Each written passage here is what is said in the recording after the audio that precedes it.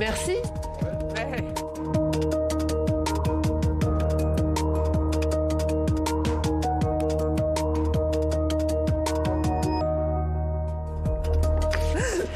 Je vous en prie, Agnès Buzyn, installez-vous. Merci beaucoup d'être notre invitée ce matin. Vous êtes ancienne ministre de la Santé et de la Prévention et vous publiez ce journal, votre journal de bord, de la crise Covid, de l'épidémie. C'est écrit entre janvier et juin 2020. C'est aux éditions Flammarion.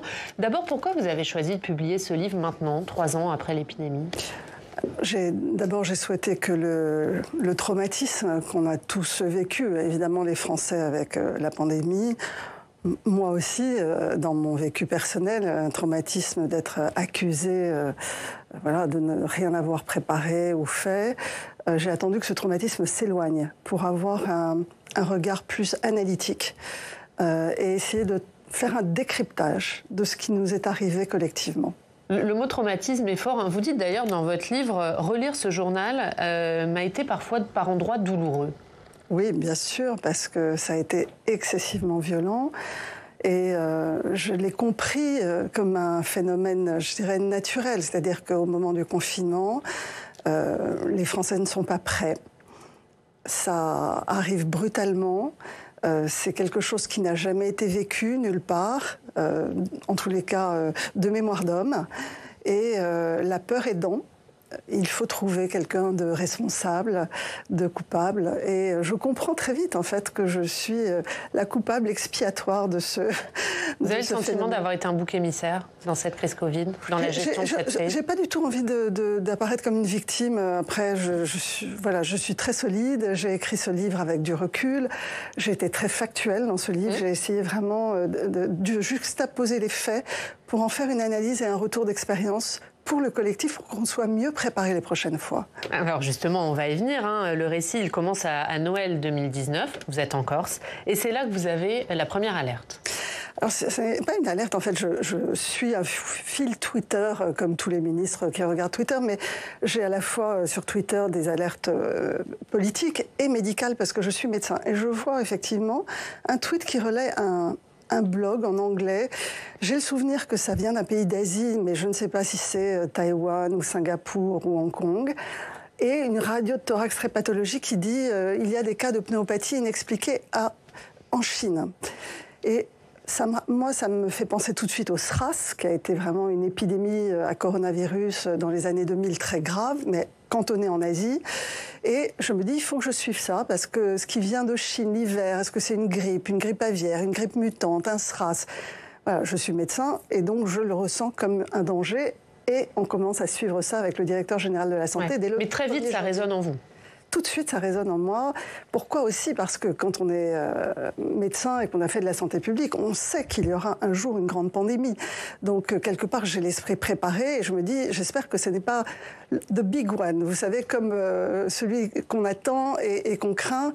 Et j'ai ce pressentiment à ce moment-là. Alors, on s'est beaucoup interrogé sur l'origine de ce virus. Et alors, vous, très vite, vous interrogez avec Jérôme Salomon sur le P4. C'est ces laboratoires de recherche de haute sécurité. Et d'ailleurs, dans votre premier message à Édouard Philippe, on est le 11 janvier, vous dites « On suspecte le labo P4 de Wuhan, où a été découvert le virus, de manipuler le virus ». Pour vous, c'est quoi l'origine de ce virus ? Parce qu'on a l'impression que vous vous dites, finalement, c'est un virus qui a été créé... Alors, c'est la question que je me pose au tout début. En fait, Jérôme Salomon, le directeur général de la Santé, m'alerte sur le fait que la ville où sévit l'épidémie est la ville où se situe le P4. Et ce laboratoire de haute sécurité, je sais que la France est impliquée dans le projet depuis les années 2000. C'était un projet porté par Jacques Chirac à l'époque. Et donc, je me dis, mais j'espère que ça ne vient pas de là et j'espère que la France n'est pas impliquée. En fait, j'alerte le président de la République sur un potentiel risque.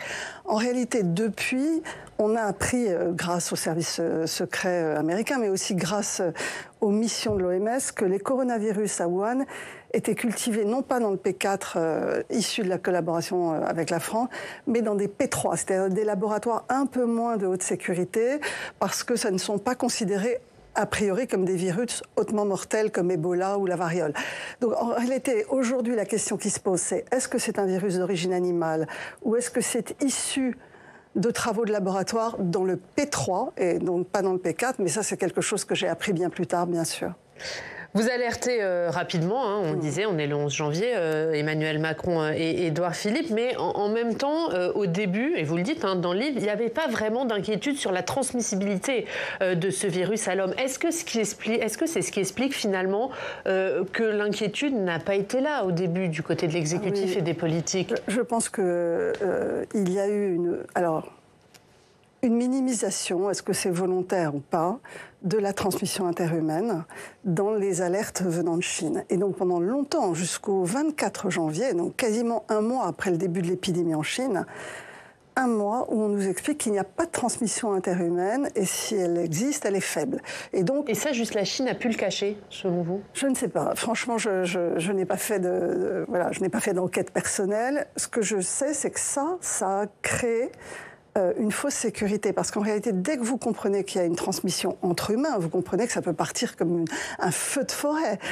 Mais jusqu'au 24 janvier, on nous explique que ce sont uniquement des gens qui ont été dans le marché aux poissons à Wuhan. Et donc, ça n'est pas du tout le même risque, évidemment.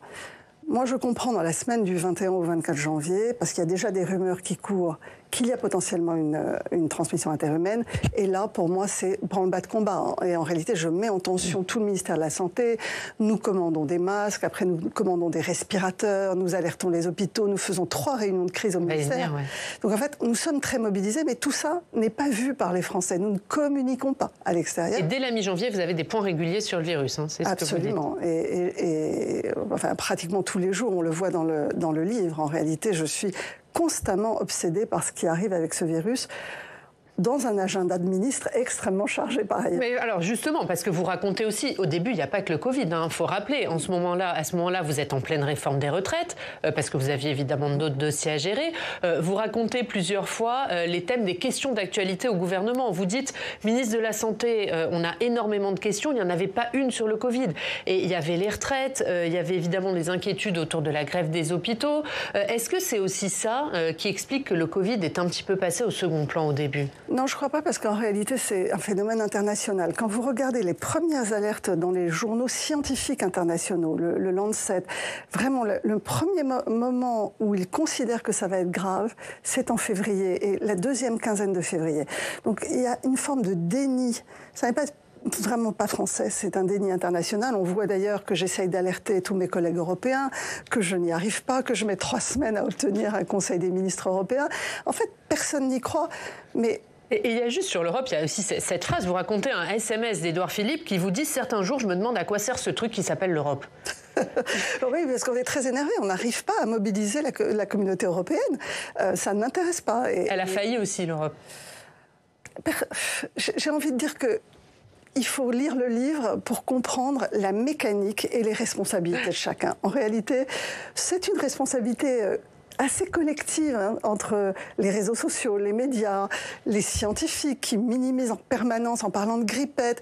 En fait, il y a une forme de déni collectif et c'est très difficile de mobiliser dans un écosystème qui n'y croit pas. Ouais, et qu'on comprend évidemment très bien en lisant votre livre. On va avancer un peu, on est le 21 janvier, là vous tenez un point presse et vous dites le risque d'introduction du virus est faible sans pouvoir être exclu compte tenu des liaisons aériennes avec la Chine. Et cette déclaration, elle va vous revenir en boomerang. Oui, c'est extraordinaire de voir la manipulation en fait, par les réseaux sociaux. En réalité, il faut comprendre que je suis la première au monde à faire une conférence de presse. Je fais un point presse quotidien au ministère à partir du 21 janvier pour faire monter le niveau d'alerte dans l'esprit des gens progressivement. Parce que je me dis que ça risque d'être grave et qu'il faut que les gens comprennent vers où on s'achemine. Je commence ces conférences de presse quotidiennes 15 jours avant l'OMS. Je suis la seule au monde à faire ces points presse et c'est donc la preuve que je suis inquiète et que je veux communiquer. C'est pas pour dire que tout va bien. Et je vois le soir même sur les bandeaux de télévision, le risque est faible. Et la phrase coupée. Et je me dis, mais c'est pas du tout ce que je veux dire. Et le lendemain, j'écris à mon directeur de cabinet, le SMS est dans le livre. Ça sort très mal, c'est pas du tout ce que je voulais dire, il faut qu'on rectifie le tir. Il y a une sensation de banalisation, c'est exactement le contraire de ce que je voulais faire. Donc on voit bien l'enchaînement catastrophique de la mauvaise compréhension, d'une mauvaise communication. J'en suis probablement responsable.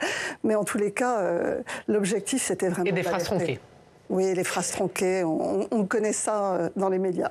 Le 24 janvier, vous posez la question des masques. Vous posez la question de l'état des stocks. On vous rassure, à commencer par Jérôme Salomon, vous le dites dans le livre, pas d'inquiétude sur les masques. Et vous vous dites instinctivement, je sentais que le nombre était insuffisant. Oui, enfin, je ne peux même pas expliquer le raisonnement parce qu'on était en train de marcher dans le couloir. Je partais au Conseil des ministres avec mon gros dossier de la réforme des retraites que j'allais présenter au Conseil des ministres. Donc j'étais complètement obnubilée par la réforme à point, le système universel des retraites. Enfin, c'était vraiment un très très gros dossier du quinquennat. Et je ne sais pas, en passant, je me dis, commande encore des masques. Mais ce que les téléspectateurs doivent comprendre, c'est qu'à l'époque, personne ne pouvait imaginer qu'il faudrait porter des masques en population générale. Ça n'avait jamais été proposé dans aucune recommandation internationale. Et en fait, l'idée que toute la population devrait porter un masque n'avait jamais été anticipée. Donc, les stocks n'ont jamais été dimensionnés pour ça. Ils étaient dimensionnés pour les éventuels malades et pour les soignants. Et nous recommandons énormément de masques, notamment pour les hôpitaux et les médecins libéraux. Mais est-ce qu'il n'y a pas eu aussi de la mauvaise communication de la part du gouvernement sur cette question des masques? Alors, notamment, vous faites le grand jury. On est le 26 janvier. Vous ne le racontez pas dans votre livre, mais à ce grand jury, vous dites le masque bleu chirurgical ne protège de rien. Est-ce qu'aujourd'hui, avec le recul, vous vous dites que vous aussi, vous avez peut-être mal communiqué sur cette question? On peut dire que c'est une mauvaise communication. On peut pas refaire l'histoire scientifique. Aucune recommandation dans aucune épidémie, même SRAS, même MERS, ne recommande des masques en population générale. Il faut regarder les guides de l'OMS de 2018, c'est vraiment fascinant. Ils disent que ça ne sert à rien et que c'est même dangereux parce qu'on les manipule, etc. On a un virus qui arrive, il est inconnu. Et progressivement, la communauté scientifique comprend que les caractéristiques du virus doivent imposer le port du masque. Mais ça, c'est 2 mois après cette phrase. Donc comment voulez-vous que 2 mois avant, alors que le virus, à l'époque où je parle, où je dis cela, le virus est cantonné en Chine. Nous ne connaissons pas les caractéristiques de ce virus. L'épidémie n'a pas commencé ailleurs qu'en Chine. Et donc, voilà, on ne peut pas refaire l'histoire de la science. La science, elle avance avec son rythme. Et les recommandations... Mais ça fait partie des ratés. Ça a suscité peut-être des incompréhensions aussi chez les Français. On leur dit le masque est obligatoire, alors que 2 mois avant, on leur disait que ça ne servait à rien. Je vais vous arrêter. Ça n'est pas une incompréhension des Français. Il faut aussi arrêter de se regarder le nombril en disant que le gouvernement a mal communiqué. Cette communication sur les masques, elle est internationale. Si vous regardez ce qu'ont fait les autres pays européens, alors, je ne veux pas parler de l'Asie, parce que l'Asie, ils ont des pratiques du masque un peu différentes. Il y a la culture du masque. Et il y a quelque chose de culturel. Mais regardez l'Europe. Personne n'envisage le port du masque en population générale en Europe. Personne ne porte de masque avant le confinement dans aucun pays d'Europe. Et donc, en réalité, cette stratégie que l'on annonce, ce n'est pas une stratégie française, c'est la stratégie internationale recommandée par l'OMS. Après, l'OMS a rectifié le tir très tard, le 5 juin, donc longtemps après le début de l'épidémie. Donc vous voyez le temps qu'il faut pour qu'une connaissance scientifique imprègne vraiment les décisions internationales. On va continuer à dérouler ces mois. On est le 30 janvier, vous alertez Édouard Philippe sur la tenue des municipales. Alors lui-même, il est en pleine campagne. Il allait se déclarer le lendemain à la mairie du Havre. Pour vous, on n'aurait jamais dû maintenir ces élections municipales? Je ne veux pas refaire l'histoire, là encore. Je livre ce livre factuellement, avec mes textos, et je laisse, je dirais, les lecteurs se faire leur propre opinion. Il est clair que les 2 dernières semaines, c'est-à-dire au moment où l'épidémie flambe en France, mais partout dans le monde, en fait, c'est vraiment le moment où ça part dans tous les pays, aux États-Unis, en Europe, il est clair pour moi qu'on doit confiner. Et c'est ce que j'exprime dans mes messages au président de la République et au Premier ministre. Et donc confiner... c'est compliqué de confiner, de maintenir des élections. C'est pas tant le maintien des élections qui m'a posé problème, parce que quelque part elles se sont déroulées correctement, les gens gardaient une certaine distance de sécurité, on se lavait les mains. C'est pas tant les élections en elles-mêmes, c'est plutôt pourquoi avons-nous confiné si tard alors que ça flambait. Je pense qu'on aurait gagné en sérénité, notamment pour nos hôpitaux et nos réanimations, si on avait pu confiner une semaine avant, comme je le demandais à l'époque. Et là-dessus, vous pointez la responsabilité aussi du monde médical, parce qu'il n'y a pas que le monde politique, il y a aussi le monde médical. Et vous dites notamment, on est le 16 mars. Et alors, le 16 mars, on sent qu'il y a un certain agacement, un certain énervement quand on lit ce chapitre. Plus qu'en colère. On va y venir. Mais vous dites, ce soir, la colère m'envahit. J'en veux à tous les médecins, scientifiques et experts qui ont pris la parole partout pour banaliser depuis des semaines. J'en veux énormément au Conseil scientifique qui n'a pas recommandé le confinement. Oui, j'en veux parce que le Conseil scientifique se réunit, commence son travail une semaine avant le confinement. Il publie 2 avis, un avis du 12 mars, un avis du 14 mars, qui pour moi, je les lis à ce moment-là, me paraissent absolument en dehors de la plaque. Et donc je ne comprends pas. Et il m'a fallu beaucoup de temps pour comprendre comment ils en sont arrivés à cette conclusion. Et je le décrypte dans le livre. Et j'explique vraiment que c'est lié au fait à la composition du Conseil scientifique. Parce qu'il y a dans le Conseil scientifique d'excellents scientifiques, vraiment des épidémiologistes, les meilleurs épidémiologistes français. Donc ça n'est pas une question de qualité intrinsèque des personnes, c'est vraiment une question d'organisation, de composition, où on mélange la continuité de la vie de la nation avec un temps de doublement de 4 jours, des faits scientifiques qui auraient dû obligés à confiner pour éviter le débordement, ou en tous les cas l'afflux de malades dans les hôpitaux à un moment donné. Et ils n'ont pas été débordés puisque tout le monde a été soigné, mais il y a eu un sentiment que rien n'était maîtrisé, alors que si on avait confiné ne serait-ce que 4 jours avant, nous aurions eu deux fois moins de malades. Ouais, il y a quand même une responsabilité de Jean-François Delfrécy. Vous n'êtes pas tendre avec lui. Alors, il n'y a pas d'avis personnel dans ce livre. En réalité, ce livre est factuel. Parfois, les faits sont cruels. Donc c'est vrai qu'on voit des prises de parole et on se rend compte qu'il ne prend pas la mesure à temps. Je ne dis pas qu'il ne l'a pas prise après, qu'il ne prend pas la mesure. Mais ce qui est plus intéressant, c'est que lui-même le dit. Dans un interview sur France Inter en novembre 2020, il dit « Je n'ai qu'un regret, nous aurions dû confiner plus tôt ». Personne ne relève cette phrase. Pas une personne, depuis 4 ans, ne relève cette phrase. Quelles ont été les conclusions de la crise? C'est qu'il n'y avait pas assez de lits de réanimation. Ce n'est pas ça le problème de la France. C'est que les personnes en charge de conseiller le président de la République et l'exécutif, qui ne sont pas médecins, n'ont pas pris la mesure à temps de la gravité de l'épidémie. Mais comment vous l'expliquez ça? Écoutez, je crois qu'il faut lui demander à lui pourquoi il a pris autant de temps pour considérer que ça n'allait pas être une grippette. Je pense que... Il vient du monde du sida, c'est peut-être quelque chose qui va plus lentement. Et moi, je pense que ça n'est pas... En fait, lui, personnellement, je pense que c'est le fait d'avoir mêlé dans le Conseil scientifique l'acceptabilité sociétale des mesures et un avis purement factuel, scientifique sur le temps de doublement et le risque pour nos hôpitaux. Pour moi, ça n'est vraiment pas une question de personne. C'est une question de conception d'un conseil scientifique qui ressemblait plus à un conseil d'orientation citoyen. Et qui a plus été écouté que vous, parce que vous racontez aussi dans ce livre votre sentiment de ne pas avoir été entendu. Je suis une candidate en campagne. À ce moment-là, je suis candidate à la mairie de Paris.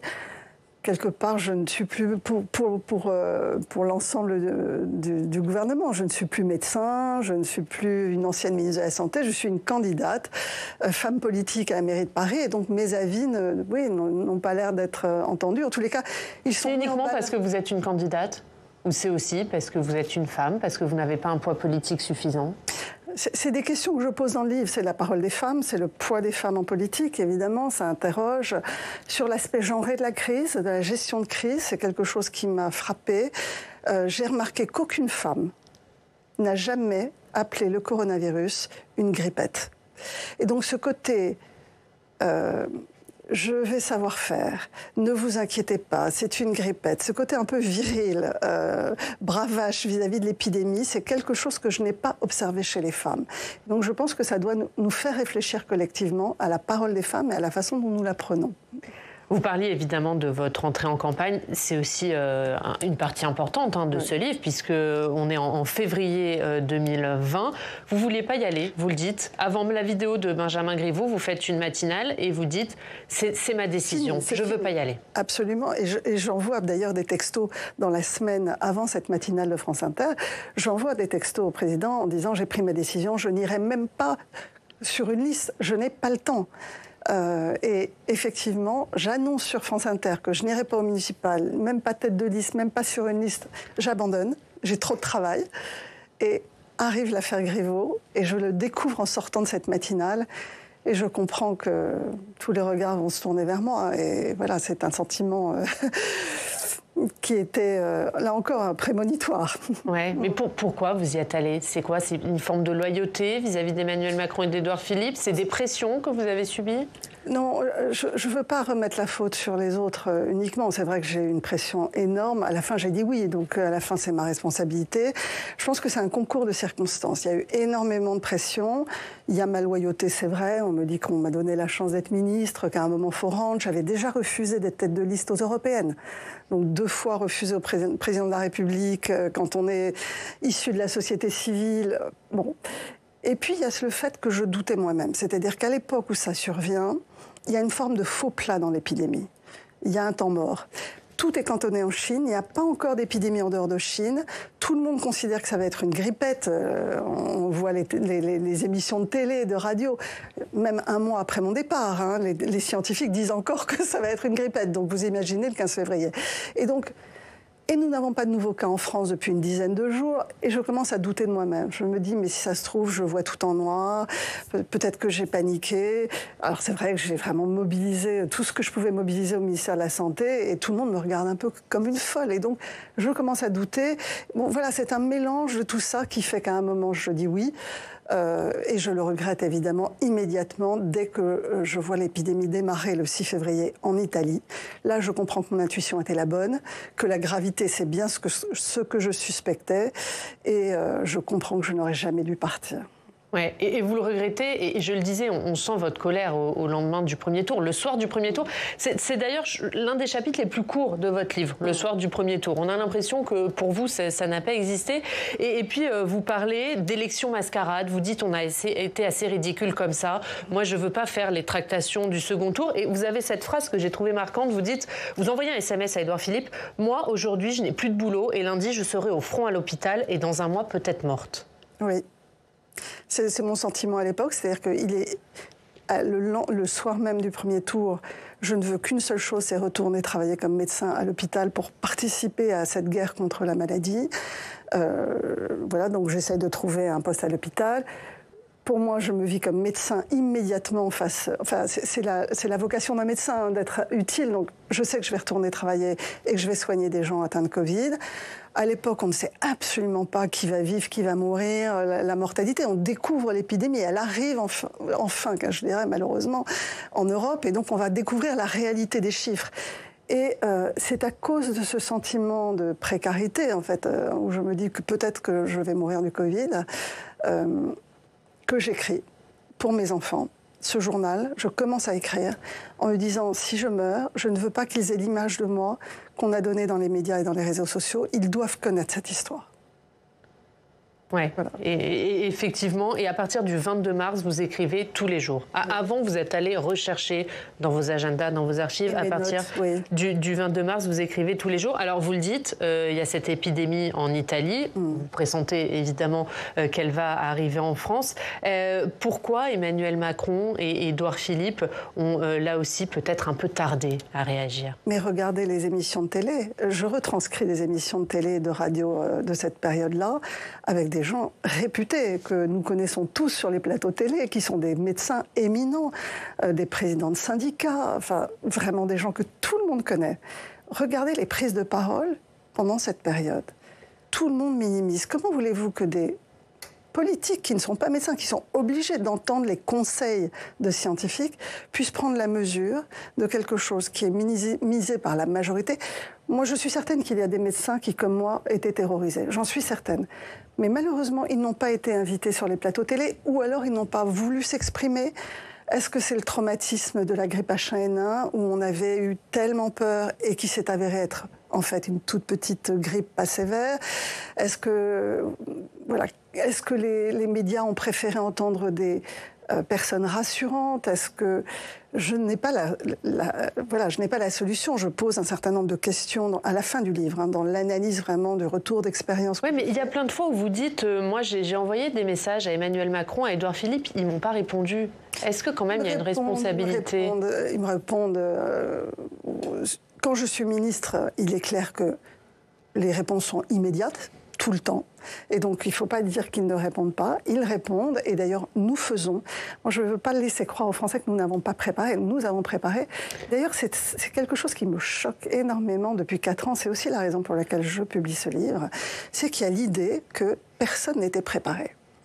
Or, en réalité, la préparation aux pandémies, c'est un travail permanent de l'Organisation mondiale de la santé, des ministères. Il y a des traités internationaux, il y a des groupes de travail, il y a des recommandations. Nous faisons des exercices de crise tous les mois. En fait, tout le monde se prépare à une pandémie. Aux États-Unis, il y a vraiment des classements internationaux des pays sur leur préparation aux pandémies. La France est dans les 5 premiers, les États-Unis sont numéro 1. Et pourtant, rien ne fonctionne. C'est ça le retour d'expérience qu'on devrait avoir. Pourquoi, alors qu'on est tous préparés, qu'on travaille tous ensemble, qu'on fait des recommandations, pourquoi rien ne fonctionne ? Au lieu de ça, j'entends dire nous n'étions pas préparés. Non, c'est une mauvaise analyse. Il faut comprendre pourquoi les préparations ne fonctionnent pas. Ils vous ont fait un retour à Emmanuel Macron et Édouard Philippe sur ce livre ? Pas encore. Je leur ai évidemment donné avant de le publier. Voilà. Avec une dédicace ? Bien sûr. On peut savoir laquelle ou pas ? On ne saura pas. Alors, on l'a dit, vous exprimez évidemment votre regret d'être allé en campagne à la mairie de Paris. Est-ce qu'aujourd'hui, la politique, c'est fini pour vous ? Aujourd'hui, j'ai envie de reprendre une activité où je suis utile. Il est clair que mon engagement pour la santé publique, mon engagement politique, même il y a beaucoup de politique dans ce livre. Vous parlez uniquement du coronavirus, mais il y a beaucoup de réflexions politiques. Il y en a beaucoup. C'est que le temps presse. On aurait envie. Non, mais notamment sur. Il y a beaucoup de choses qui sont passionnantes, notamment sur la question des soignants. Vous dites c'est un métier pas comme les autres. C'est pas uniquement une question de revalorisation. C'est pas uniquement une question de matériel. Il faut aussi tenir compte de la souffrance psychique et psychologique des soignants. Bien sûr. Ça, c'est aussi un appel au gouvernement. C'est pas un appel, non, c'est une réflexion. Vraiment, j'ai voulu utiliser ce que j'ai vécu au ministère et comme soignante pour attirer l'attention de ceux qui liront le livre sur le fait que tout n'est pas une question d'argent et que souvent en politique on résume les politiques publiques à combien on met d'argent et en réalité beaucoup de politiques publiques sont beaucoup plus complexes et que les transformations elles nécessitent aussi autre chose que simplement des finances. Effectivement, il y a beaucoup de sujets. On est en pleine loi bioéthique aussi, vous racontez tout ça. Juste sur la politique, parce que vous ne m'avez pas répondu non. Quand je vous demande est-ce que la politique c'est fini, vous avez dit non il y a 5 ans aux européennes. Est-ce que là vous avez envie d'y aller ? C'est vraiment la question ne se pose pas. Aujourd'hui, ce qui compte pour moi déjà, c'est qu'on ait un retour d'expérience collective sur cette crise. Ce livre pour moi est une contribution au débat public. C'est un décryptage. J'espère qu'il sera utile. Et après, je verrai là où je peux être utile. Donc c'est pas non. Merci Agnès Buzyn. Merci beaucoup d'avoir été notre invitée. Ce livre est passionnant. Il raconte évidemment cette crise Covid de l'intérieur. C'est Journal avec ce sous-titre. Agnès, tu as fait peur au président. Parce qu'on n'en a pas parlé, mais ça, c'est un SMS d'Alexis Collère. C'est une conversation. Ouais, qui vous dit que vous avez un peu inquiété Emmanuel Macron. C'est à lire, évidemment, c'est aux éditions Flammarion. Merci beaucoup. Merci à vous. Merci Agnès Buzyn d'avoir été notre invitée ce matin. On passe au Club des Territoires.